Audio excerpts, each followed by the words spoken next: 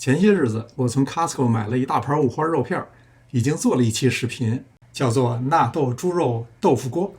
有人希望多出点相关视频，把这大盘五花肉消灭掉。我过去做过酸菜粉丝白肉锅，今天就再给大家出个主意，来个咖喱肉片。先剧透一下，这道菜出来那是真香，而且超级下饭。这些五花肉片是我上次分包冻起来的，要确保化冻，能够轻松分开。从中间切一刀，每一片大约6到7厘米长。咖喱块一般分不辣、中辣、大辣，根据自己的喜好放哪种都行。每块的含盐量达到日均所需的35%，两人份2块足矣。切碎，一会儿炒的时候化得更快。一整颗大一点的洋葱切成丝。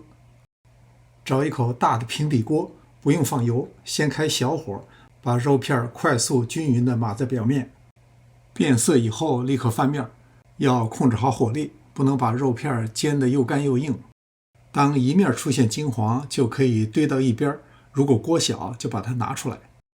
借着煎出来的底油炒洋葱，这时候最好向前推一下锅，让火眼偏向洋葱这一侧。不过还是要随时注意肉片的状态，不要烤焦。等洋葱炒香以后，放入咖喱块，火力要调整到最小，大火炒容易糊。等咖喱融化以后，翻拌均匀，此时可以加适量的料酒。如果这时候品尝，表面会有沙沙的颗粒感，而且味道也不均匀，需要加水调和一下。再用中火煨2分钟，直到汤汁浓稠，翻拌均匀以后就可以出锅了。这道菜香气浓郁，绝对是个下饭菜，不过就是口味比较重，最好有青菜来配合，比如水煮菜花放在边上，这就齐全了。